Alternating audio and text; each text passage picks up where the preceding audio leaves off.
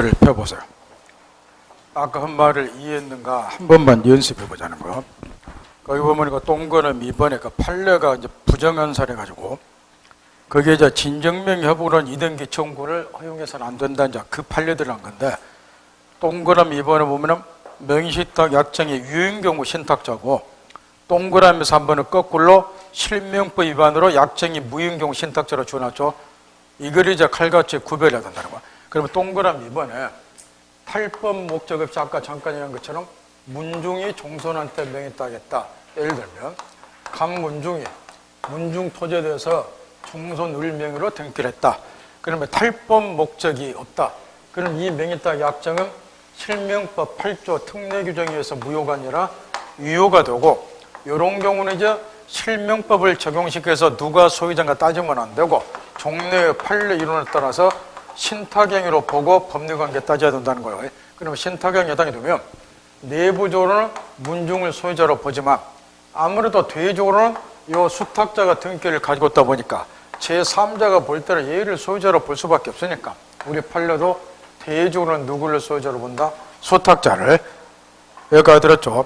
따라서 종래 우리 심에서 맨날 물어본 게 이거였고, 수탁자가 따라서 제3자에게 양도하면 얘는 선악 불문하고 당연히 소유권 취득하고 이런 거 물어봤는데, 여기서 이제 필요한 거는 요게 아니고 지금 이 토지에 대해서 제3자 평이 원인무효 등기 서류를 위조해서 자기 앞으로 등기를 했어요. 그러면은 얘한테 말소 등기 청구, 흔히 말하는 물권적 조건 행사해야죠. 자, 누가 행사해야 되나요? 당연히 수탁자가 해야죠. 대의적으로 얘가 소유자니까. 그래서 얘가 이제 소유권에 기인한 말소 등기 청구를 해야 되고, 여기 이것도 자주 물어봐요.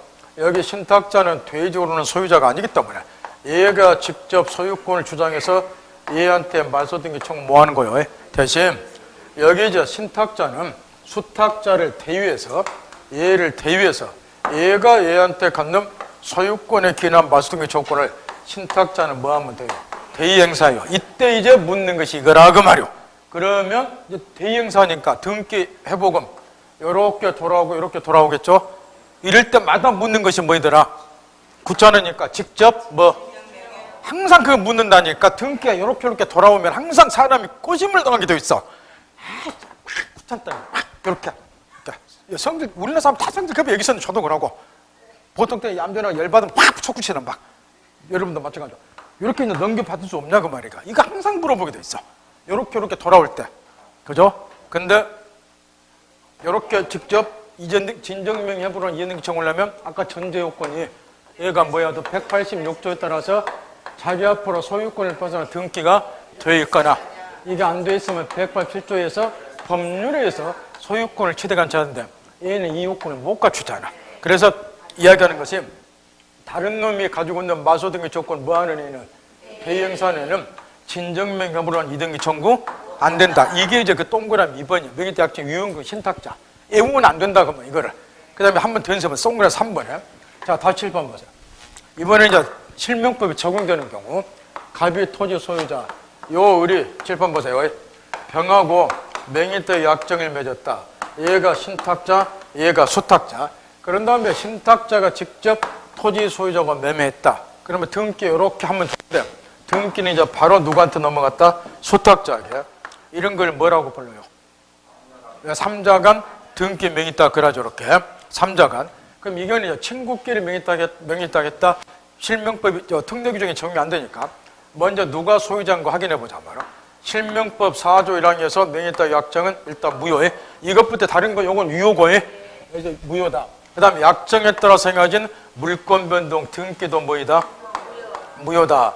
다만 이제 이 매매를 무효로 벌만, 신탁자하고 매도인 사이의 매매를 무효로 벌만한 근거 규정이 없으니까 요거는 무효가 아니라 유효로 보죠. 이렇게. 그러면 이제 여기서 소유자가 누구냐 이걸 찾아보는데, 소유권은 요 등기 무효니까 얘가 소유자 아니잖아. 따라서 여전히 이 매도인이 소유자에 해당이 되고, 그러면 이제 이자가 이제 내가 소유자니까 등기 말소시켜라. 소유권이나 말소 등기 청구하고 등기가 이렇게 회복이 되면 얘는 이제 매매는 유효니까 이렇게 소유권 이전등기 조건 행사하면 되죠. 이렇게. 이때 이제 얘가 말소 등기 청구 안 하면 또 맨날 우리 시험에 물어보는 거. 을은 갑에서 갖는 소유권 이등기 청구를 보존하기 위해서 이 매도인이 수탁자에서 갖는 말소등기 청구를 얘가 뭐 하면 된다? 대의행사하면 된다. 또 물어봐 이제. 또 등기 요렇게 돌아오니까 또 꼬심 이렇게 당연히 물어보잖아. 요 신탁자는 수탁자에게 진정명협으로는 이전등기 청구가 가능한가? 된다 안 된다? 당연히 안 되겠죠. 당연히 안 되죠. 이렇게 당연히 안 되죠. 그 대신 이제 여기까지 말하면 되는데 이제 실명법 문제 풀려면 근데 어쨌든 간 등기가 이렇게 넘어온 게 제일 빠르잖아. 이렇게 한 것보다. 그때 뭐 하라고 내가 농담에서 가르쳐줬어. 얘가 직접 진정명협으로 이등기 청구는 안 돼. 그 권리는 없어. 근데 얘를 사탕 몇 개 사주고 살살 똥구멍 좀 어루만져 주면 얘가 스스로 뭐 합니까? 등기 이렇게 넘겨주면 요 등기는 실체공개 부합하니까 유효해요. 그러니까 지가 직접 이전등기 청구할 권리는 없고 얘가 쌀쌀 사탕 몇 개 사주니까 쌀쌀 사람이 평소에 품행이 방정해야 돼. 쌀쌀 이렇게 어루만져 주고 그럼 알았어요. 넘겨줄게. 이렇게 넘겨주면 이거 왔다다 그 말이야. 요거는 상관이 없고 이런 게 그렇게 힘들어요. 지금 이걸 한 달 새 세 번째 가르쳐 주겠다고 오늘까지 지금 한 달 새만 세 번을 그러니까 다시 정리를 하면 실명법의 적용을 받는 명의대 약정은 더 이상 신탁행위로 보기 어려워요. 신탁행위로 본다는 것은 신탁행위는 무효가 아니라 유효한 게 전제되어 있는 거야. 근데 이제 실명법이 95년 7월부터 시행이 되다 보니까 명의딱 약정이 일반적으로 실명법 4조 1항에서 뭐로 돌아가 버려? 무효로. 그러니까 신탁행위로 볼 수가 없다고 말이야. 그럼에도 불구하고 우리 실명법 8조에 보면 그래도 이런 특례규정이 시험에 그렇게 많이 나와.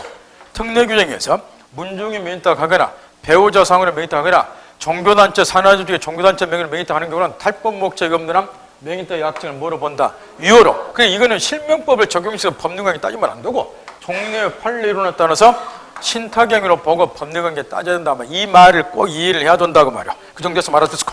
이제는 내 책임 없어. 그 녹화도 몇 번도 있어. 그러니까 여러분이 안 배웠다고 땡땡이 써봐도 필요 없다고 말이죠. 요즘에 참 그게 좋아. 옛날에 선생들이 안 가르쳐줘놓고 시험에 나와서 떨어지면 나는 가르쳐줬는데 악 썼는데 요즘은 딱 녹화 덮으니까 그 너무 좋아. 그 다음 등기 효력 부분이 또 등기 적과 더불어서 집중 시험에 나오니까 그 등기 효력이 이제 설명이 되는데 이것도 뭐 권리변동적 나머지는 그 참고서 보고 시험에 낼 일 없고 민법에서는 집중적으로 99.99% 출제되는 것이 추정적 효력이에요. 여기에 이제 실무에서도 가장 문제가 되기 때문에 따라서 추정적 효력이 집중 시험에 나오니까 이걸 좀 이해를 해야 되는데 내용은 일단 이런 걸 말하고 도제되어서 두 사람이 매매를 했다. 그래서 갑으로부터 을에게로 등기가 이전이 됐다. 그러면 이제 을 앞으로 이제 등기가 격려가 되면 물론 얘가 매매하지 아니한 상태에서 등기 수로 등을 이주해서 지 앞으로 등기할 수도 있겠지만 등기는 국가기관이 법원에서 간정하기 때문에 아무래도 권리자 명의로 등기될 개연성이 상당히 높겠죠. 사기꾼보다는 그 정상적인 사람이 많으니까. 그래서 일단 을 앞으로 등기가 되어 있으면 을을 이 부동산에 대한 권리자로 추정을 해주더라도 별 문제가 없지 않느냐 해서 나오게 된 것이 등기 명인을 당해 부동산에 대한 권리자로 추정해 주자. 이런 거를 추정적 효력 이렇게 이야기를 뭐 상적인 이야기고 문제는 이제 이에 관한 이제 판례가 워낙에 발달됐고 이거는 특히 소송에서 입증책과 관련해서 워낙에 문제를 야기하니까 요게 이제 시험에 나온다는 건데 그 두 절미하고 남은 읽으면 되니까 추정력의 범위에서 물적 범위에서 기억번의 첫 번째 판례를 갖고 놀아야 돼요. 요것만 알면 이 판례 하나 갖고 웬만한 거나 다 울거먹는단 말이야. 이 판례는 등기부의 등기원이 매매로 되어 있다. 그럼 이 등기원인에도 추정력이 미친다는 거야. 두 사람이 뭐한 걸로 추정이 된다?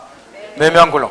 그 다음에 이 등기가 일단 유효해야지 얘가 권리자로 추정이 되겠죠. 그러면 저번에 공부했다시피 이자 등기는 부동산 등기법이 정하는 적법 절차에 따라서 격려된 등기로 추정이 되고 등기법이 정하는 적법 절차에 따라 등기가 격려돼야지 유효니까 그래야 권리자 추정이 되니까 적법 절차도 추정력이 미친다. 기억번 첫 번째 판례 그거 가지고 웬만한 걸 울거먹으라는 거고 두 번째 언더라인 등기 원인행위 태양이나 과정을 다소 다르게 주장한다 해서 이런 주장만으로 등기 추정력이 깨진다고 할 수 없다. 원래 등기부에는 등기원이 매매로 돼 있는데 이 매수로 됐는 자가 나는 실제로 매수한 게 아니라 증여를 받았다. 등기 원인을 이렇게 등기부의 기존 원인과 달리 주장을 했다. 그러더라도 얘가 권리자로 추정되는 데는 아무 영향이 없다는 거예요. 여전히 권리자 추정이 돼. 왜냐? 우리 실무상으로는 등기운을 실조하다가 등기하는 경우도 빌비재자냐고 말이요. 무슨 말이겠나요? 점검 딱 하고 뒤에 넘겨서 사망자 명의 등기 신청과 관련해서 사망자 명의로 등기가 신청이 되어서 등기가 경료됐다. 일단은 그 등기는 원인 무효요.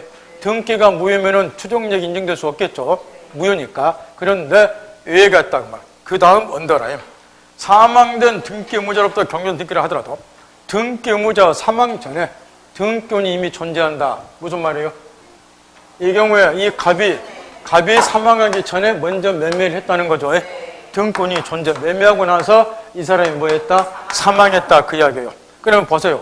이 경우는 왜 이제 등기 추정력이 그대로 인정이 되냐 그러면은 매매하고 나서 죽게 되면은 요 갑이 흔히 말하는 등기 의무자잖아. 오케이? 그러면 이런 방법도 물론 있겠죠. 사망했다고 막 등기 안 넘어갔으니까 갑이 소유자예요. 그러면 상속인 A가 땅 상속받자에 넣게. 그러면 다시 처음부터 매매하고 이렇게 해도 되겠지만 이거 뭐 바보들의 행진이고. 따라서 이제 이 경우는 우리 등기법상 바로 이런 경우를 대비해서 무슨 등기를 두고 있어요? 옛날 같으면 상속인에 의한 등기. 요즘에는 포괄 승계인에 의한 등기죠. 이 경우 이제 A가 상속이지만 A가 이자의 등기 의무자로서 지위를 승계를 받고 그러면 등기 권리자 매수하고 이 상속인이 등기 의무자로서 등기를 공동 신청해 버리면 되지 않냐 말이야. 이런 거를 포괄 상속인이 포괄 승계니까 줄여서 상속인에 의한 등기. 포괄 승계에 의한 등기 제도를 활용을 하면은 얼마 등기 넘어가는 거야. 그러니까 이거 사망자명 등기 신청을 하더라도 이 포괄 승계에 의한 등기 제도를 활용해서 등기를 한 거니까 요거는 무효가 아니라 유효. 얘가 권리자로 추정이 돼야 되겠죠. 그래서 그걸 구별 좀 하고 그 다음에 나머지 여러분이 몫이고 니인번의 담보물권의 등기도 요거 하나면 이게 가장 기본이니까 등기부를 보니까 이렇게 돼 있더라는 거예요. 의리 갑으로부터 1억 원 빌리고 이 건물이 왜 채권자 앞으로 저당권을 설정. 물론 얘 앞으로 등기돼 있으니까 저당권 취득했을 것이고 그러면 담보물권의 등기는 담보물권의 존재뿐만 아니라 일단 갑 앞으로 저당권 등기되어 있으니까 등기 명인의 갑은 저당권자로 추정이 되겠죠. 담보물권 존재가 추정되니까. 근데 등기부에 뭣도 기재가 되니까 피담보 채권 1억 원도 기재가 되니까 피담보 채권의 존재도 추정이 된다는 거. 갑이 을에게 1억 원 빌려준 것으로도 추정이 된다고 말이야.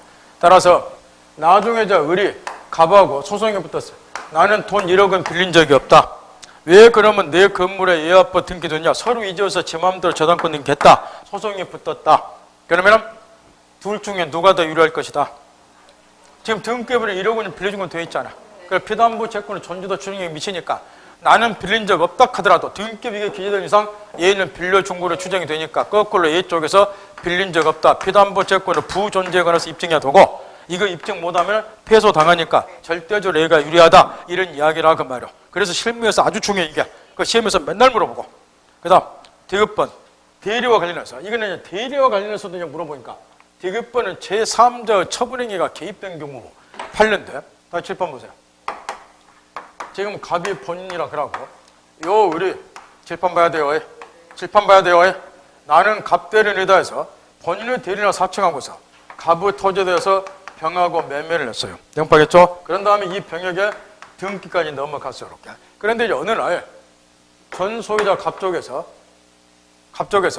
을은 자기 대리인이 아니다 해서 이 매매가 무권대리라는 걸 주장해서 말소등기 청구를 했다. 영파겠죠?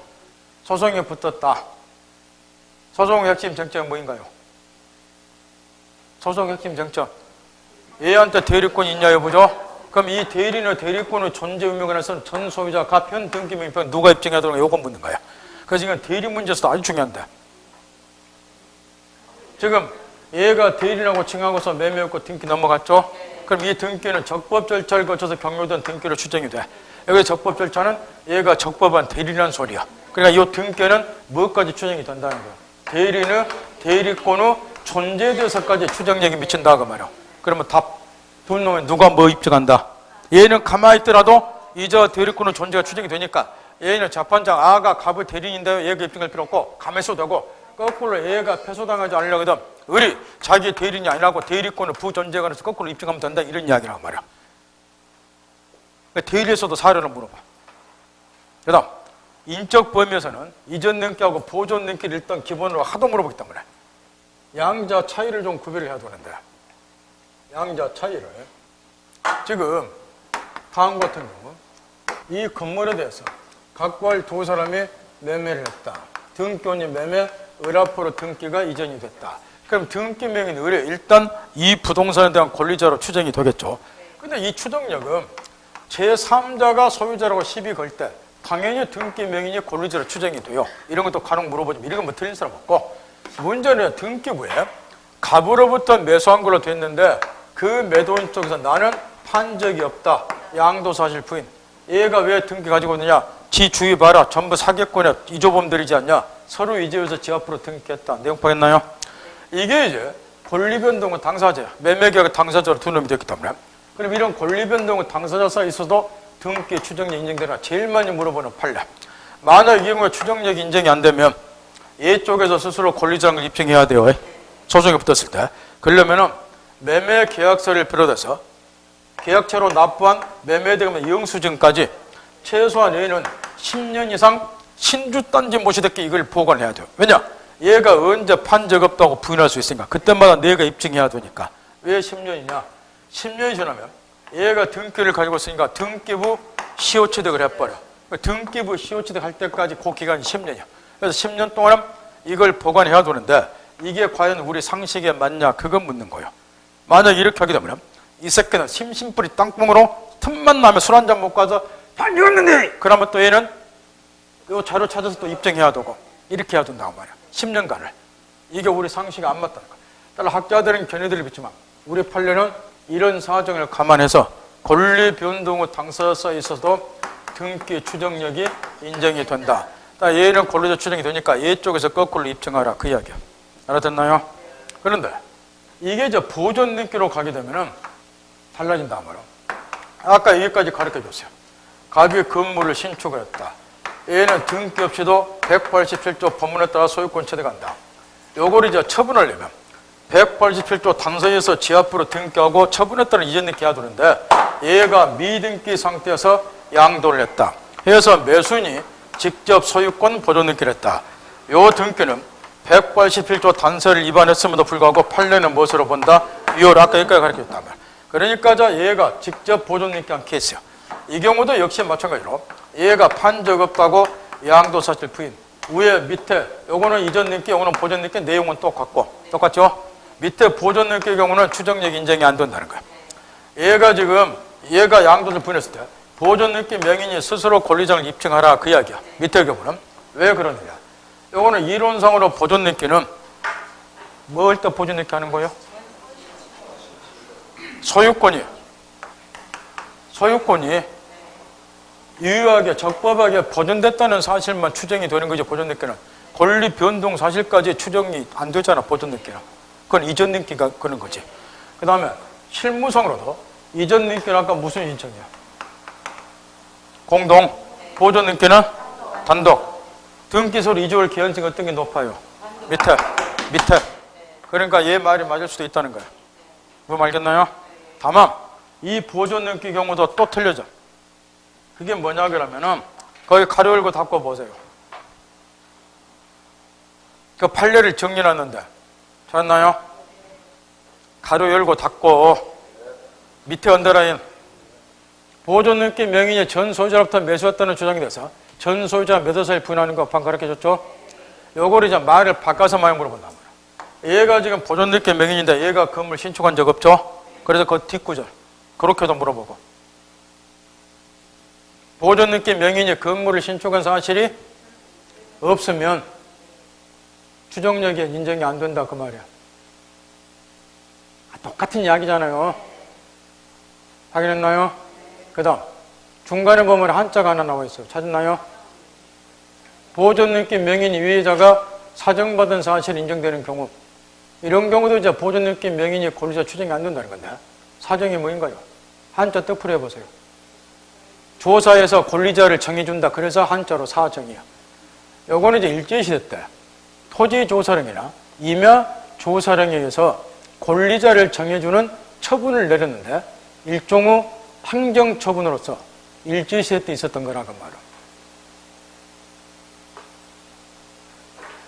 그러면 갑이 보존느낌 명인인데 그 부동산에 대해서 제3자가 사정받은 사실이 있었다, 일제시했대. 그럼 요거는 행정관청에 의해서 소유자를 정해주는 처분이죠. 행정처분. 그러니까 걔가 우선한다는 소리야. 그러니까 보존느낌 명인이 더 이상 권리자 추정이 안 된다는 건데, 지금 해방 이후 요즘 시대에는 사정이라는 게 있을 수 없죠. 그러니까 하나 물어봅시다. 얼마나 법 공부를 생각하면서 하는가, 아무 생각 없이 그냥 공부하는가. 이 토지에 대해서 가불이 서로 소유자라고 분쟁이 생겼어요. 가불이 서로 소유자라고. 이때 행정관청에서 감 네가 소유자다 이렇게 정해주는 행정처분이 사정이라고 말이야. 그러니까 일지세트 있었다고. 그럼 요즘 애들 분쟁이 있으면 구청에서 와서 구청 공무원이 이 새끼들 뭐 싸우고 있어 날도 더운데 네가 소유자지. 이렇게 하면 맞아 죽죠. 요즘에는 뒤지게 맞아 죽는다고. 요즘에는 뭐 어떻게 해결해야 돼요? 서로 소유자가 싸우면 그러지 소송을 통해서. 요즘에는 21세기 소송을 통해서 해결하는 거야. 행정관청에서 행정처분을 통해서 권리자를 정해주는 처분 내리면 안 되는 거야. 이거 일기세 있었고. 무슨 말 알아요? 지금은 이제 사정처분이라는 게 없어. 그럼에도 불구하고 우리 땅들이 일지시부터 내려오고 막 눈먼 땅이 많고 하다 보니까 이런 판례들이 아직도 나와 있다고 말이야. 무슨 말이겠죠? 근데 이제 그 밑에 가만해서 제일 밑에서 세 번째 줄. 같은 보존능계라 하더라도 특별조치법에 따라 생겨진 보존능계가 있다고 말이야. 임야소유권 이전 등기는 특별조치법 뭐 이런 식으로. 그러면 특별조치법에 생겨진 등기는 관계 법률에서 보존등기를 할 수 있는 요건 및 절차가 아주 엄격하게 당해 특별조치법에 규정이 되어 있어요. 그럼 이 특별조치법에 따라 생겨진 보존등기 명의는 거의 대부분 권리자의 개인성이 높다는 거죠. 따라서 제일 밑에 그 절차 요건 영적 결단은 판례는 통상의 등기보다 강한 추정력을 부여한다. 그런 다음에 우측으로 넘어가서 이 특별조치법에서 보존등기가 경료된 임야에 관해서 제일 위에 줄 봐보세요. 그 임야를 사정받은 사람이 따로 있는 것으로 바뀌어진 경우라도 그 등기는 동법 소유정을 적법절차 맞추는 것으로 실체조건에 부합하는 등기 충분히 추정력 인정이 된다는 건데, 아까 가려울고닫고하고 비교해보세요. 일반적인 보존등기는 사정받은 사람이 따로 있다는 게 밝혀지면 보존등기 추정력은 깨지죠. 근데 특별조치법에 따라 생긴 보존등기는 그 반대다, 그 이야기예요. 그 다음 추정력과 읽으면 되고, 점유 추정력과 관계 다 7번 보세요. 이것도 기초로 하도 물어보는데, 지금 부동산의 경우는 공시방법이 등기이니까 등기에 추정력이 생길 것이고, 동산의 경우는 공시방법이 점유니까 점유에 추정력이 생길 거라고 말이에요. 그런데 여기 점유에 추정력이 생긴다, 여기에 조문이 이따 바로 뒤에 점유권은 나오지만 우리 민법 200조요. 점유자가 점유물에 대해서 행사하는 권리는 적법하게 보유한 거로 추정이 된다. 요게 200조인데 요게 그 점유자가 권리자로 추정이 된다. 줄여서 점유의 추정력이 생긴다. 요 조항이라고 말이요. 그러면 지금 이제 이거를 하도 묻는데 이런 거 틀려버리면 정말로 빵점 맞기도 힘들다고 말이야. 법에 대해서 전혀 공부를 안 했다는 거예요. 이 갑이 토지에 대해서 등기는 가지고 있으나 점유는 못하고 있고, 요 을라뇌는 거꾸로 점유는 하고 있으나 등기는 없고, 두 놈이 등기 명의는 갑 점유자를 서로 소유자라고 분쟁이 생겼다. 두 놈 중에 누가 이 토지에 대한 권리자로 추정이 되는가 고르세요. 그 이야기야. 야?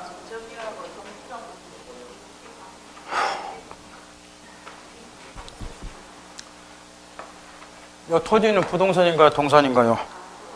동산이요? 공시 방법이 뭐예요? 등기요? 점유요? 누가 권리자로 추정이 돼요? 등기 명의에 권리가 추정된다. 그 이야기라니까요. 이 경우는 이 갑이 권리자로 추정이 되는 거예요. 근데 이렇게 물어보면 다 맞춰요. 그래서 법학은 또 항상 품격을 따지니까. 따라서 등기된 부동산의 경우는 등기의 추정력이 미치니까 몇 조가 적용되지 않는다. 이렇게 묻는다 말이에요. 200조가 적용되지 않는다. 이렇게. 똑같은 말이죠. 200조는 뭐예요? 점유자가 권리자 추정된다. 이 조항이야. 점유자가 권리 추정된다. 이 조항이라고. 요거는 부동산이 아니라 동산에 적용되는 거고. 뭐만 알아들어요? 이런 걸 좀 틀리지 말고. 그 다음 공신력 인정이 안 되니까 집에서 있고. 가등기. 다시 7번 보세요. 지금부터 배우는 가등기는 이제는 이거는 좀 구별해야 되니까. 가등기가 두 종류가 있어요. 청구권, 보존을 위한 가등기가 있고, 그 다음에 채권 담보를 위한 가등기가 있는데, 요게 이제 줄여서 담보 가등기죠. 요 담보 가등기.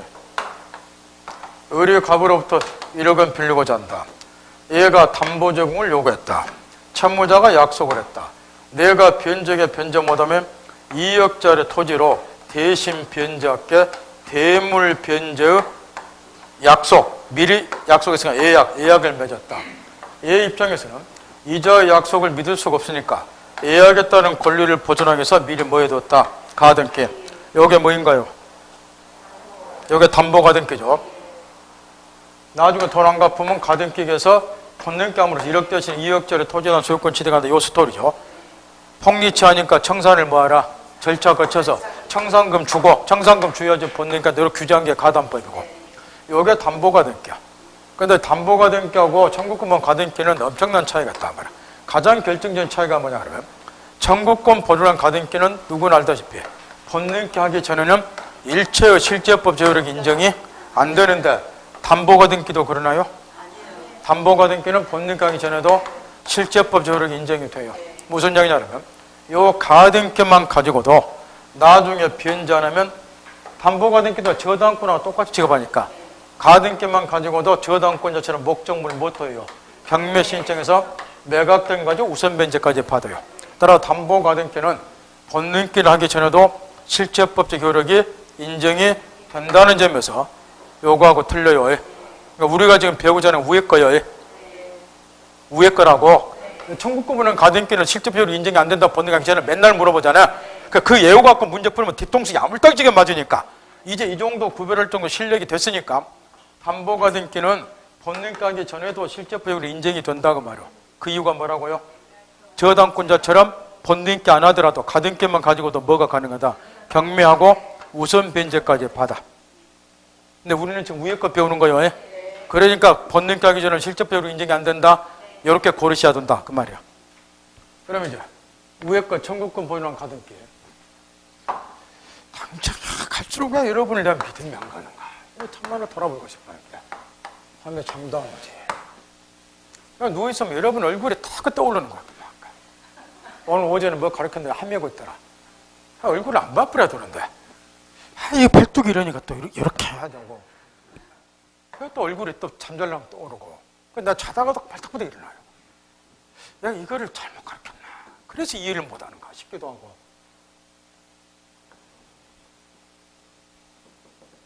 여기 청구권 보존한 가등기는 매매했다. 등기 전에 규천이다. 소유권이 청구권 가지고 있다. 팔면 소유권 이러니까 이 청구권을 보존해서 가등기했다. 청구권 보존한 가등기. 먼저 이 가등기는 본nem기 하기 전에 일체의 실제법 효력 인정이 안 되니까 가등기했다 그래서 추정력이 아까 본nem기 효력 중에서 가장 중요한 추정력인데 요 가등기가 되었다 그래서 추정력이 인정되는 것도 아니고 처분지 효력이 인정되는 것도 아니니까 가등기 되었더라도 얼마든지 다시 이중 매매할 수가 있고 등 개전하면 얘가 소유권 취득하고 이렇게. 나중에 이제 가등기에서 본nem기를 하면 본nem기 순위는 가등기 순위하고 가등기 효력 중에서 가장 중요한 이게 순위 보존적 효력이요. 그럼 이자 가등기가 이자 본nem기보다 순위가 앞서니까 얘가 소유권 취득, 얘는 소유권 1%가 이때, 얘는 얘한테 원래 본nem기 의무자가 얘니까 얘 말고 얘한테 본nem기 청구하고 본nem기 되면 이자 등기는 등기관이 뭐하고 직권 말소시키고 가만히 이제 순위만 가등기시로 소급이 될 뿐 물권 변동은 본nem기 한때 일어나니까 지문만 잘 보고 고르라겠죠. 가등기시로 소급하는 것은 순위예요. 물권보다 소유권 취득 시점은 본nem기 한때고 이게 이제 기본 내용이고 거기에 책으로 돌아가서 이 소리가 쭉 쓰였어. 본nem기 순위 보존을 하려고 해가지고 가로친 갑은 가등기 순위에 한다. 그 밑에 언더는 그러나 물권 변동은 본nem기 한때 일어난다. 가로친 납은 본nem기 청구는 누구한테 하냐? 원래 본nem기 의무자 갑에게 한다. 그래서 병명의 등기는 등기관의 뒷페이지 직권 말소시킨 데서 뒤에 보면 62년 12월 24일자 8년 나와 있죠. 옛날에는 이 경우에 이제 본nem기 가등기에서 본nem기 하는 절차가 가등기에서 본nem기는 절차가 등기법 일체 규정이 없었어요. 그래서 그 62년도 이 판례에 따라서 이런 식으로 해결하라고 했는데 그 밑에 언더라면 보세요. 2011년도죠. 최근 부동산 등기법을 개정을 하면서 이 경우에 본nem기 절차에 관해서 명문의 규정을 도입을 해놨어요. 뭐하고 똑같이? 판례하고 똑같이. 지금 이제 판례에 의해서 얘한테 본등기 청구와 이자와 등기관 직권 말소하는 게 아니라 등기법 규정에 따라서 그 말 알아들어요? 지금은 민법이란다. 등기법에 이 규정이 들어와 있다. 그 말이야. 이 제11년 개정에서. 그래서 그 소리를 써놓은 거니까 판례하고 동일하게 개정이 됐다. 근데 지금도 시중 90% 책들은 판례에 따라서 이렇게 한다고 써놓은 정신병자 책들이 아직도 90%예요. 개정된 지 5년이 지났는데도. 제 말 알아들어요? 그러니까 여러분도 그 정신병자들처럼 그렇게 하시면 안 되고 지금은 등기법에 명문으로 도입됐다. 그 다음 본등기 전의 효력, 실제법적 효력은 없다. 이 점에서 담보과정과 구별해야 되고 그 다음에 이제 이걸 이해하고 나서 맨날 물어본 판례가 첫 번째 언더라요. 보존등기가 이중으로 됐을 때 후 보존등기가 무효다. 그러면 가등기 권리자는 본등기하기 전에는 이후 보존등기가 무력하더라도 말소 청구 뭐 하는 거예요? 일절 실적 효력이 없으니까. 그 대신 이제 처분행위, 금 효력도 없다. 처분행위 저지할 수도 없다. 그 다음에 그 마지막 추정력도 인정이 안 된다. 그 다음에 잠깐 7번 보세요. 저번에 이제 올릴 하나 가르쳐 줬으니까 웬만한 거는 가등기 물으면 다 맞춰요. 다 맞히는데 100% 틀리는 게 하나 있어요, 여러분.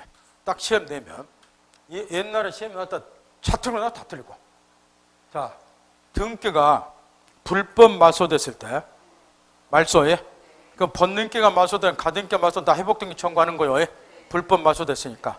그 불법 말소됐을 때 회복등기 청구를 해야 되는데 회복등기 청구 상대방은 누가 되나요? 불법 말소 당시 실담설 말고 불법 말소 당시 소유자로 딱 정해졌죠. 불법 말소 당시 소유자잖아요. 그 원칙을 항상 견지시키셔야 돼. 그래야 본등기든 가등기든 불법 말소 시 사례 문제가 나왔을 때 안 틀리는데 본등기를 불법 말소한 건 다 맞춰요. 근데 가등기는 함정을 넣었더니 다 틀고 나오더라는 거예요. 다시 하게요. 회복등기 청구 상대방은 누구라고요? 불법 말소 당시 소유자예요. 요거에. 그러면 이제 하나만 보면 여기 7번 보세요. 지금 둘이 토지 매매했다. 소유권이나 처우권을 보존하기 위해서 가등기를 했다. 가등기를. 처분금지 효력 없으니까 이중 매매했고 얘한테 등기가 이전이 됐다. 내용 파겠나요? 현재 소유자는 누군가요? 왜죠? 근데 이제 문제는 이런 거란 말이야. 여기 지금 가등기 있는 게 눈에 까시라고 말이야. 왜냐? 가등기에서 본등기 해버리면 본등기 순위 가등기 순위 얘가 소유권, 얘는 소유권 잃어버리니까. 그냥 뭐를 유혹을 받아요? 그래. 이거 가등기 뭐 하고 싶어? 어? 이거 없애고 싶잖아. 그래서 이거를 불법 말소를 딱 시킨 거야. 이 상태에서 가등기를.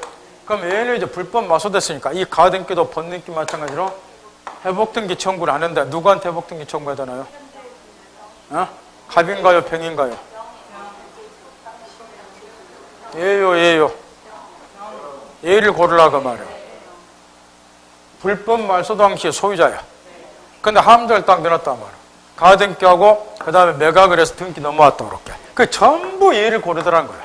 전부 10명 중에 10명이야. 싸그리 틀고 나오더라고. 싸그리. 얘는 소유자 아니잖아. 얘가 소유자다. 불법 말소가 소유자는 얘잖아요. 얘한테 회복등기 청구하라고. 얘한테. 속지 않도록 하라고 말이야. 등기가 불법 말소는 불법 말소 당시 소유자다. 그 원칙을 항상 견지하고 불법 말소 당시 소유자 그런 말 찾으라고 말이야. 본등기든 가등기든. 그 다음 동산 물건은 잠깐 7번 보세요.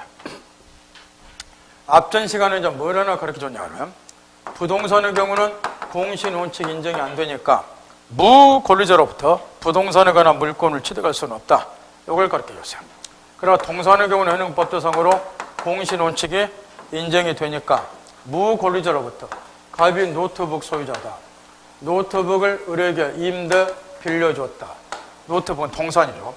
얘가 이제 소유자가 아니면서 노트북을 점유를 하고 있다.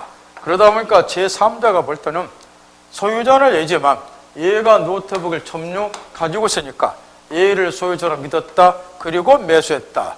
얘가 노트북에 대한 소유권 취득하는가. 동산의 경우는 공시방법 신뢰한 얘가 보호가 되니까 얘가 뭐한다? 소유권 취득.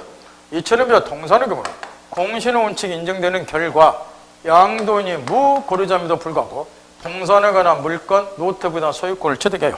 이때 얘가 소유권 취득하는 것, 이런 거를 저번에 간단히 한번 가르쳐줬는데 선의취득이라고 이야기를 한다고 말할게요. 그러나 부동산의 경우는 그게 안 되는 거예요. 여기 이제 부동산으로 바꾸고 권리자 이제 등기 가지고 있다, 얘를 소유자님께 양도받았다, 얘가 소유권 취득 뭐 하잖아요. 그러니까 부동산의 경우는 선의취득 인정이 안 된다면 공신원칙 인정이 안 되기 때문에. 근데 이제 문제는 이 선의취득 제도가 2009년도까지는 우리 중개사 민법시험에 출제가 됐는데 2009년도에도 또 수도권에서 6개월간 데모를 뒤지겠어요. 그때는 전 과목이 아니라 민법 한 과목이 어려워서 떨어졌다고. 근데 이때는 동체 합격자도 엄청 나왔어. 민법 잘하는 사람들. 근데 그때 이제 드림인 것이 출제 범위를 이탈한 문제가 많이 나왔다 해서 이제 내세운 것이 동산은 우리 시험하고 우리 업무하고 아무 상관이 없는데 선의취득, 동산에 해당되는 선의취득을 왜 냈느냐 하고 뛰들고 대모한 거예요. 그래서 그 뒤로는 여기 선의취득 2009년 이후로부터는 8년째 출제가 안 돼서 우리 시험에. 따라서 내 개인 생각으로도 이거는 여러분이 몰라도 상관이 없어요. 다만 시험 범위에 들어가요. 시험 범위는 정확히 이렇게 돼 있어. 물권법은 시험 범위 한번 읽어본 사람 알겠다. 물권법은 시험 범위가 어떻게 되어 있던가요? 시험 범위 딱 제시되어 있잖아. 무엇을 제외한? 질권을 제외한 모든 것이 다 시험 범위에 들어가. 이것도 시험 범위에 들어가나 2009년 이후에는 출제를 안 했는데 내 개인 생각으로도 선의취득이 만약 쉽게 나오면 이게 출제되는 게 나아요. 절대평가에 이런 합격자 많이 나온다고. 근데 이게 사례 등으로 나오면 못 풀어. 푸는 사람보다 틀린 사람이 훨 많다고 말. 그러면 차라리 출제 안 하는 게 낫다고 말이야. 그래서 2009년 이후로는 무고리접도 취득, 선의취득은 출제가 안 됐으니까 이런 제도가 민법에 있다. 그러니까 동산에 해당이 된다. 그 정도만 알아도. 그래서 언더를 앉혀놓은 거예요. 어디만 언더를 앉혀놨어요? 제일 위에 개념에다만. 개념에다만. 그 정도만 알아두라고 말이야. 그래도 2009년 이전에는 이 부분이 시험에 나오는데 나는 장 딱 걱정이 돼버려. 그러면 읽어보세요. 그 대신 읽어본 만큼 본인만 손해다고 말이야. 왜냐? 다른 시험에 잘 나오는 부분을 완벽하게 정리하고 그래도 시간이 남아들어서 지루하면 한번 읽어보면 모를까. 내가 볼 때는 완벽하게 정리된 부분이 한 개도 없어 지금. 근데 이런 것까지 뭐 공부할 필요 없잖아. 제끼라고 말이야. 떨어져도 이것 때문에 떨어진 거 아니에요. 나와도. 근데 꼭 떨어지면 꼭 꼬투리 잡으면 이런 거야. 누구나 맞추라는 것도 틀려갖고 떨어지시면서. 제껴 풀고. 그 다음 물권법 총론 마지막 물권의 소멸. 이 부분도 한 문제 정도로 나오니까 여기서 이제 우리가 배우고자 하는 게 뭐냐 그러면은 모든 물건에 공통적으로 인정되는 물권의 소멸 사유가 몇 개가 있어.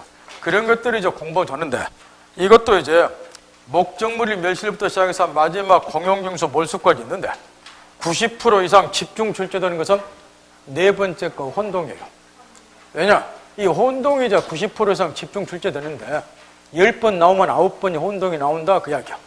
이유는 모든 물권의 공통적 인정된 소멸 사유 중에서 우리 민법에 명문의 규정이 있는 것은 혼동만 민법의 규정이 있어요. 191조에. 그러니까 출제원들은 아무래도 이제 물권의 소멸서로 민법의 규정을 해놓으면 혼동을 집중될 수밖에 없고 따라서 이런 것들은 이런 것만 이해를 하더라. 목적물의 멸실.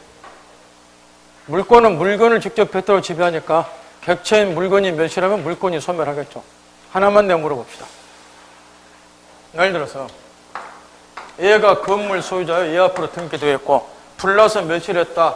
소유권 소멸한다. 그 이야기일 건데 이 경우에 소유권 소멸이 얘 앞으로 등기되어 있고 멸실.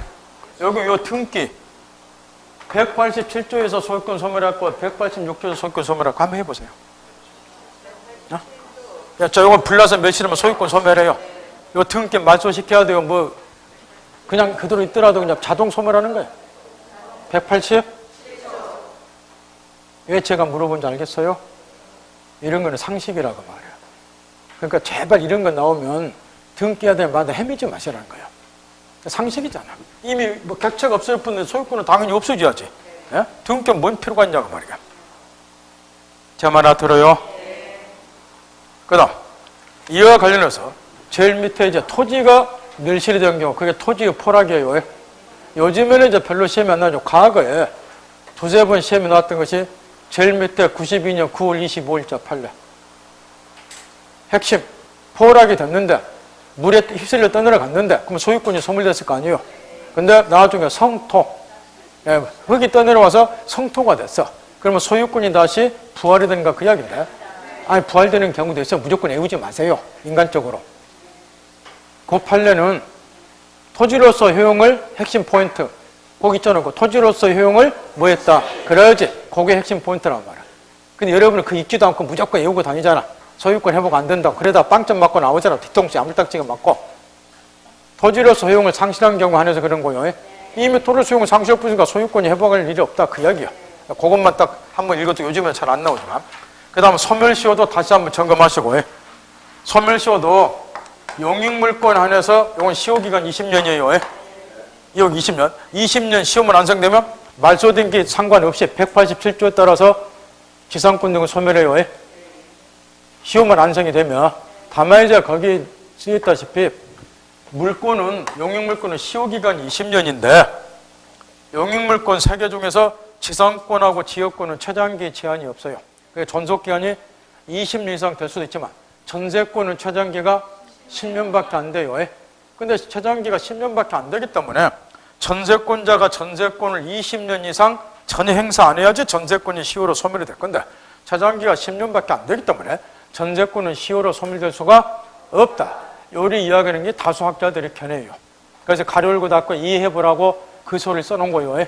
그 다음 물권을 보기 읽으면 되고 그 다음에 혼동. 자, 집중하세요.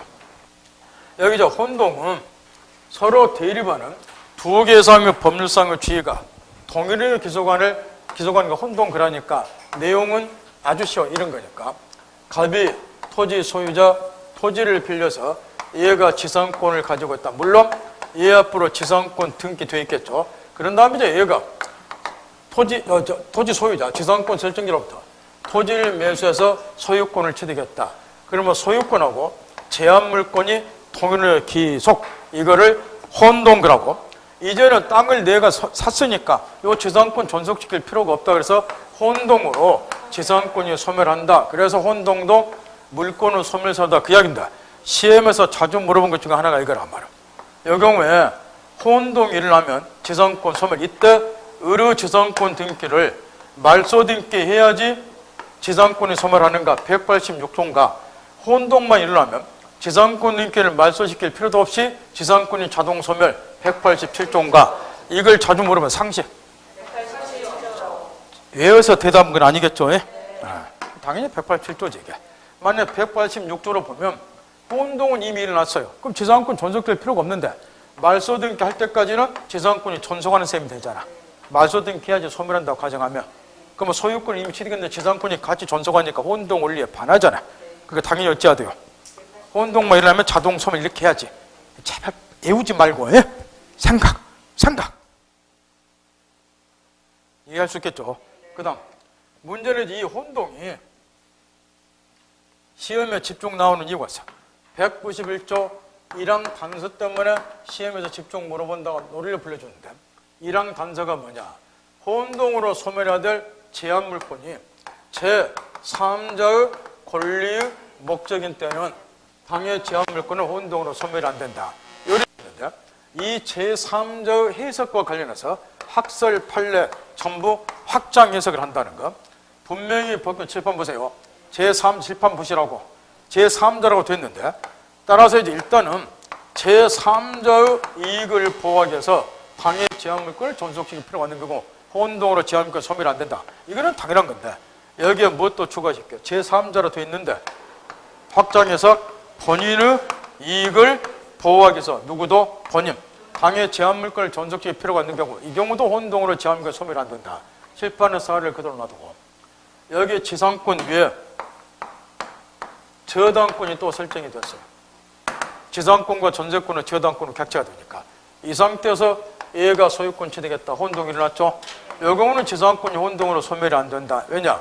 이게 소멸하면 저당권도 같이 소멸하니까 이자 제3자 이익을 보호하기 위해서 지상권, 제한물권을 이 경우는 존속시킬 필요가 있으니까 혼동으로 소멸이 안 된다. 이 이야기인데 문제는 제3자 말고 본인의 이익을 보호한 경우 우리 시험에 곧잘 사례가 나온 것이 요 사례를 한 것도 다 할 것이고, 토지 소유자 얘가 1번 저당권을 가지고 있다. 병이 후순위로 2번 저당권을 가지고 있다. 후순위 2번 저당권자가 채무자로부터, 얘가 채무자죠.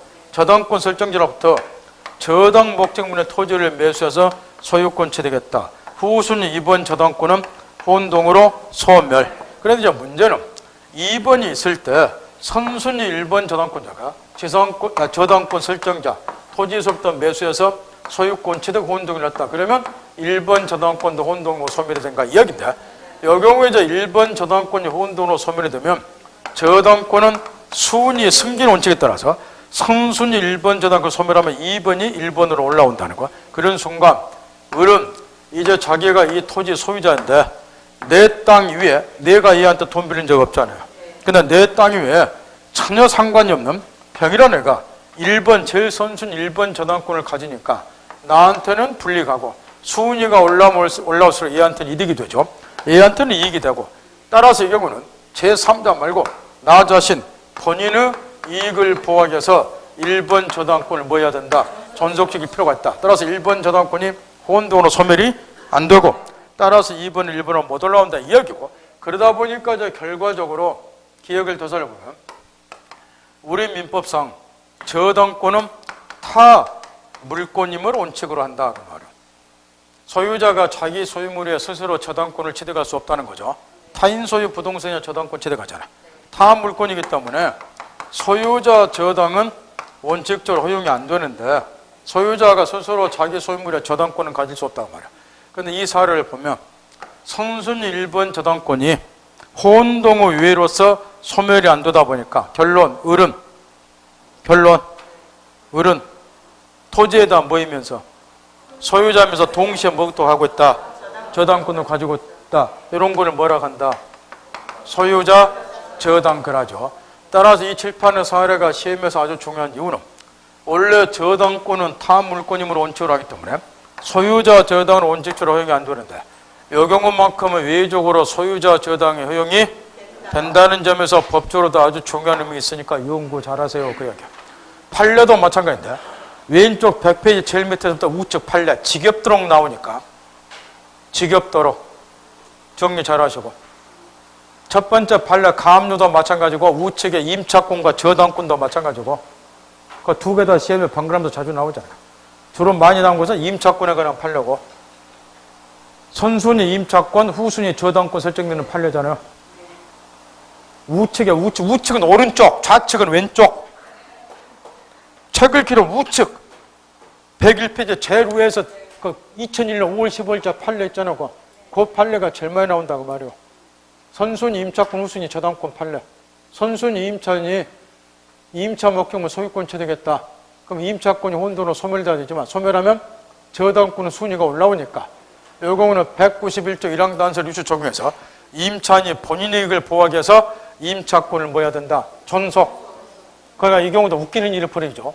임차인이 주택 소유자인데 자기 소유물의 소유자가 스스로 뭣도 갖는 셈이 돼요? 임차권도. 그 다음 여기까지가 주로 시험에 나오고 제한물권과 제한물권 목적은 요거는 하나만 잠깐 칠판 보세요. 어떤 게 소멸되는가 한번 살펴보라는 거예요. 위에 사례에서 갑이 토지 소유자, 을이 재산권자, 이 재산권을 목적으로 해서 병이 저당권을 가지고 있고, 그러면 이 경우에 이제 이 병 저당권자가 재산권을 목적으로 저당권 가지고 있고, 어차피 혼동은 짤막짤막한 사례로 지문 5개의 구성이 돼요. 이렇게 사례를 지문마다 넣어주고 뭐 요게 재산권이 소멸하냐 저당권 소멸 이런 걸 물어보니까 요거는 빨리빨리 판단을 훈련하셔야 돼. 어쩔 수 없어. 집에 가서 풀이 연습하고. 이거를 푸는 게 중요한 문제 자체는 아주 쉽지만 여러분 실력으로 풀으면 3분 이상 걸려버려. 한번 실습해 보세요. 3분 이상 걸려. 그럼 이래갖고는 푸는 의미가 없다는 거예요. 그러니까 빨리빨리 판단을 훈련. 이 경우에 저당권자가 재산권을 양도받아서 재산권도 취득했다. 제한물권과 제한물권 통일을 기속이 됐죠. 그러면 동일한 원리에서 어느 하나가 혼동으로 소멸이 되는데 고르세요. 뭐가 소멸이 되어야 되나요? 재산권 이외에 저당권이 설정이 됐어요. 얘가 재산권을 양도받았어요. 동일을 기속 혼동이 일어났어요. 뭐가 소멸해요? 당연히 저당권 소멸하죠. 지상권을 소멸하면 이것도 없어지잖아요. 당연히 뭐가 소멸한다? 저당권이. 그것만 이해하면 돼요. 나머지 읽어보면 되고. 그 다음 191조 적용범위에서 점유권과 강압권은 혼돈으로 소멸 안 되는데 생각 이상으로 많이 물어봐요. 여기 이제 점유권은 왜 혼돈으로 소멸 안 되는가? 바로 뒷페이지 점유권에서 비교를 하고, 강압권은 이런 이유 때문에 이 갑이 토지 소유자다. 여기 지하에 광물이 매장이 돼 있다. 그럼 내 토지 지하에 광물이 매장에 따라서 지 마음대로 채굴 못해요.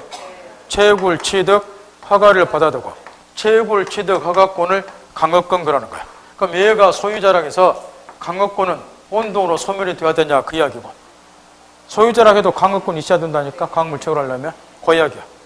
그 다음 혼동 효과 집에서 있고, 공용용수 몰수 시에면 나올 거 없고, 그 다음에 점유권과 관련해서 먼저 다시 물권 8개를 떠올리라고 말이요. 그게는 이제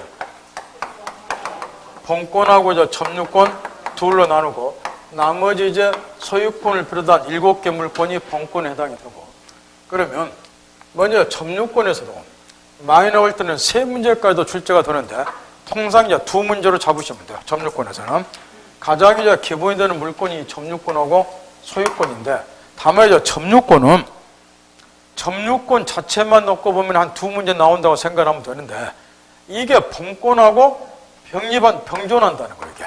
그러다 보니까 본권에 관한 시험 문제 내면서 제가 시간 중에 설명할 때 뭔 점유만 하면 꼭 뭔 소리가 나오더라고요.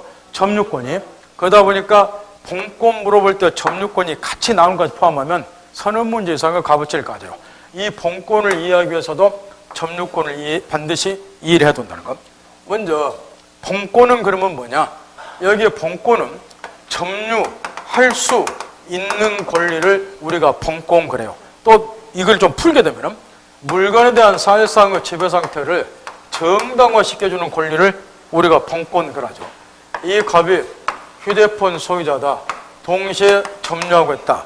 갑이 휴대폰을 점유할 수 있는 이유가 뭐인가요? 소유권이 있으니까. 따라 이 소유권과 같은 권리를, 이 휴대폰을 점유할 수 있는 권리다 그래서 이런 거를 본권. 왜 얘가 휴대폰을 점유하는 것이 정당화되냐? 소유권이 있으니까. 이 휴대폰에 대한 사실상의 지배 상태를 요게 정당화 시켜주잖아. 이런 거를 본권 그러는 거게. 그러면 여기 저 갑이라는 애는 일단 휴대폰에 대한 본권으로 소유권 가지고 있죠. 그런데 여기 저 점유권의 특징이 뭐냐 그러면은 이런 본권의 유무를 불문하고 절대로 본권이 있냐 없냐 따지면 안 돼요. 점유할 수 있는 권리가 있냐 없냐 쳐다본 순간에 민법 공부는 물 건너가니까 쳐다보지 말고, 본권의 유무를 불문하고 점유할 수 있냐 없냐 따지지 말고 물건을 사실상 지배하기만 하면 요거를 우리가 점유라 그래요.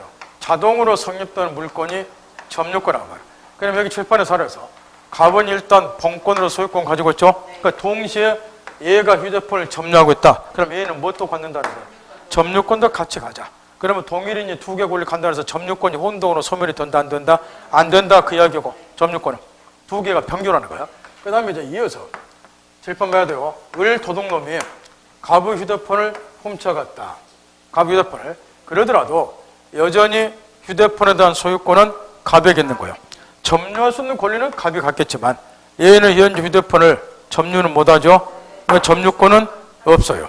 대신 이 도둑놈은 휴대폰을 훔쳐가서 이 도둑놈이 현재 휴대폰을 점유하니까 얘가 휴대폰에 대한 무엇을 갖게 되는 거예요? 점유권을. 그 대신 얘는 훔쳐갔기 때문에 이 휴대폰을 점유할 수 있는 권리, 휴대폰에 대한 점유를 정당화시켜주는 권리, 본권, 소유권은 없죠? 없잖아요. 따라서 이런 도둑놈도 점유할 수 있는 권리는 없지만 휴대폰을 사실상 지배하고 있으니까 뭘 갖는다? 점유권을. 따라서 뭐를 절대 쳐다보면 안 돼요. 점유할 수 있는 권리가 있냐 없냐는 절대 쳐다보면 안 되는 거예요. 왜? 그럼 이제 문제는 왜 그러면 이런 도둑놈은 점유할 수 있는 권리, 본권, 소유권 없지만 점유권이나 물권을 인정해 주는가? 그 이유를 이제 깨우쳐야 되는데 그 이유는 이런 것 때문에 그래요. 원래 이제 국가 권력이 확립되기 전 미사회 이럴 때는 자력구제가 이제 국가 권력이 확립되기 전이니까 무제한 허용이 됐겠지만 자력구제는 글자 그대로 권리자 권리가 침해를 당하면 자력 스스로 실력을 행사해서 침해당한 권리를 구제받는 것을 자력구제 그래요. 이렇게. 근데 국가권력 확립되기 전에 옛날 원시 사회의 경우는 자력구제가 일반적인 권리구제 방법이었겠지만 근대 문명사회의 경우는 국가권력이 확립되다 보니까 원시사회는 이렇게 했을 거란 말이야. 국가권력이 확립된 원시사회는 갑의 의를 한번 두드러 팼다. 그럼 얘도 뭐 했어요? 이때는 경찰서 없잖아. 친구 모니까 같이 두드러 팬다. 갑의 돌멩이 뺏어갔다. 실력에서 같이 뺏어온다. 이렇게 살았겠지만 근데 이렇게 하다 보니까 사회 평화가 깨지더라는 거예요. 사회 공동체가. 해서 이제 이 사회 공동체 구성원들이 자각을 좀 한 거죠. 이게 법공부 기초. 뭘 자각한 거예요? 우리가 스스로 실력을 행사해서 침해당한 권리를 구제받다 보니 사회 평화가 깨진다. 그러니까 어떻게 하자? 우리를 대신해서 우리들을 침해당한 권리를 구제할 수 있는 기관을 하나 만들어내자. 이렇게 합의를 한 거예요. 그 합의하에 만드는 것이 여러분이 소시적 정치, 경제, 사회 시간에 배운 고등학교 2학년 교과서에 나오는 국가라고 말이야. 그래서 국가가 만들어졌잖아요. 그래서 지금은 누가 이제 대신 권리 구제해줘요? 국가가. 그래서 근대 문명사에서는 권리자와 권리가 침해당한 뭐가 원칙이다?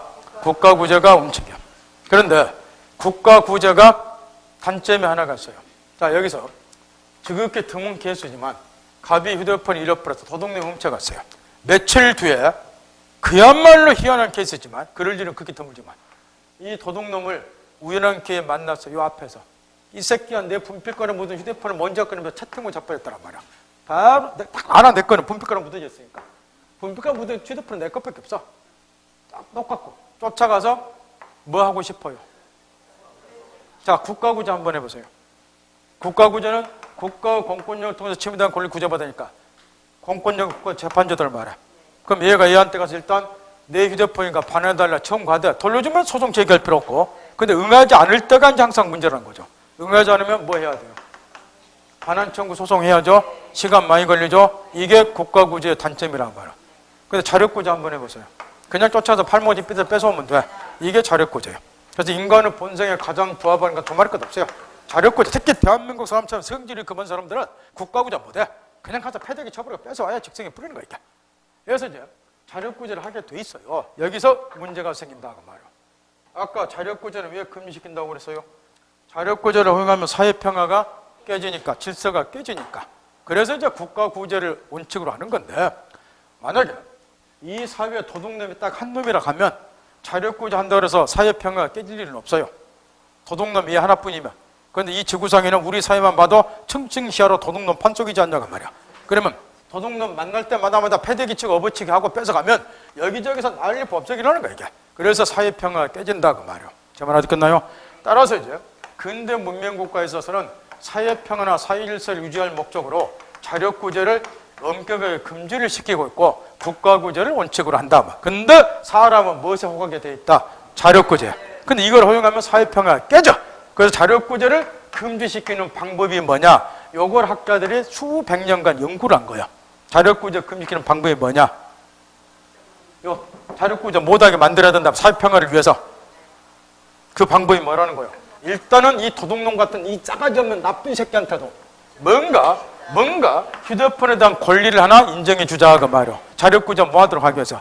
근데 얘한테 줄 수 있는 권리가 없더라는 거예요. 도둑놈 나쁜 새끼니까. 그래서 학자들이 수백 년간 머리통 깨져버렸어. 제가 여러분 민법실을 올리려고 머리통 깨져버리듯이 엄청나게 깨져버렸어. 수백 년간. 그러다가 무릎을 탁 쳤어. 계속 쳐다보니까 보여. 학자들 계속 이 새끼를 관찰해 본 거야. 그랬더니 휴대폰을 만지작거리더라는 거야. 만지작. 줄 수 있는 권리가 없어, 이 나쁜 새끼니까. 계속 쳐다봤어. 그 휴대폰을 만지작거리고 있어. 그래서 학자들이 지쳤어. 그래, 만지작거리는 거라도 권리로서 인정해주자. 그게 뭐예요? 점유권이요. 그래서 점유권 이런 놈 나한테 인정이 되는 거야. 그러면 이제 이렇게 되는 거야. 그러면 얘는 이제 휴대폰을 점유하기 위해서 점유권을 가져요. 자, 갑이 얘를 만났어. 자력구제에 대한 유혹을 떨치면서 팔목까지 팍 비틀어서 강제로 뺏어왔어, 휴대폰을. 이 순간에 무슨 일이 벌어진 걸 아셔야 돼요. 무슨 일이 벌어졌다? 여기 점유권도 민법상 뭐로 되어 있어? 물권으로 되어 있죠? 얘가 뺏어갔어. 그럼 이제 점유권, 물권이 침해당했죠? 그럼 무슨 권리가 인정이 돼? 저번 시간에 가르쳐줘. 물권적 조건 인정이 되는 거야.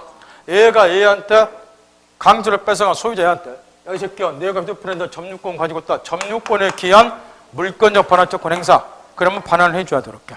그 다음에 다시 뭐 하라는 거예요? 적법 절차를 거쳐서 내가 소유된 값 반환하라 이렇게 해야 돼. 그래 이 말은 결국 뭐예요? 아무리 자력구제에 대한 유혹을 받더라도 자력구제 하지 말라. 자력구제 해봐야 시들 적이 없다. 그 말. 얘가 점유권을 주다 반환 청구 반환해줘야 되니까. 결론 왜 점유권이 인정이 됐다? 자력구제를 금지시키면서 사유평이나 사유질서 유지할 목적에서 점유권 인정이 됐다. 이걸 머릿속에 탁 입력시키라고 말이야. 입력시켰나요? 그러니까 절대 뭘 쳐다보면 안 되고 점유할 수 있냐 없냐 이거 쳐다보면 안 돼요. 왜냐하면 우리는 법 공부를 하기 때문에 항상 저놈이 적법하게 뭘 점유하는가 말까 이걸 따지게 돼 있어. 법은 그걸 따지는 거니까. 근데 점유권 공부할 때만큼은 그걸 따지면 안 된다고 말이야. 이 도둑놈도 사기꾼도 살인범도 점유하기만 하면 점유권을 다 갖는 거야. 그러니까 얘가 이 점유를 정당화시키는 권리를 가지고 있을까? 절대 그건 따지지 말라고 말이야. 제 말 알아들어요? 근데 항상 뭘 떠올리라? 점유권이 왜 나오게 됐는가? 존재 이유에 그걸 항상 생각하라. 그러면 점유할 수 있는 권리 있냐 없냐 안 따지게 돼 있어. 자력구제를 금지시킴으로써 사회평화나 사회질서를 유지할 목적에서 점유권이 나오게 됐다. 이게 점유권의 존재 이유 넘버원 가장 중요한 거예요. 점유권에서.